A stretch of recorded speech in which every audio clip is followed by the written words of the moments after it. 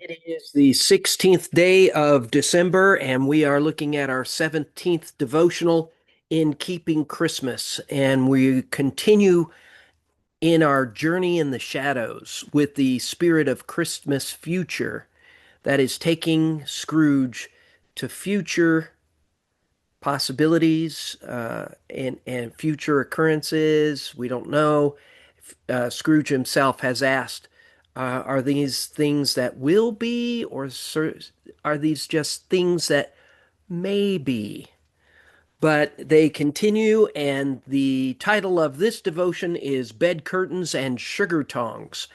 And it's called that because if you're familiar with the story of A Christmas Carol, it's this part where Scrooge has died. He's back in his bedroom, but he is in his bedroom in the spirit, watching what will transpire in the future, and it is his body that is laying in the bed.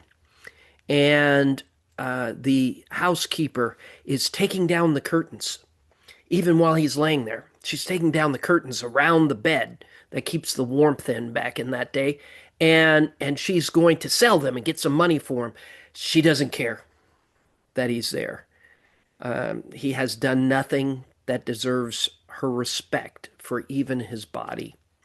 So this is what Scrooge is seeing. Kind of puts you in mind. A Christmas Carol was written by Charles Dickens with the Christian underlying message, and Allison Pittman is bringing that out in our book. But it puts you in mind of when Jesus died and how the soldiers cast lots for his clothes. They're going to sell his clothes, or they're worth something, so they're keeping it even though he is being crucified. Kind of gives that same sense. And the sugar tongs are special little tongs to handle cubes of sugar, and they're worth something. So they're taking them. They're leaving nothing. And and Allison Pittman directs us. Um, she's quoting Jesus from Matthew 6:19 through 21. Do not store up for yourselves treasures on earth, where moths and vermin destroy and where thieves break in and steal, but store up for yourselves treasures in heaven, where moths and vermin do not destroy and where thieves do not break in and steal. For where your treasure is, there your heart will be also. And that is a big message. And you know, you can't take it with you when you die. We always hear that. So many of us, we are all guilty to some degree of materialism, wanting more, and maybe wanting somebody else something somebody else has, when we are actually so blessed in what we have anyway.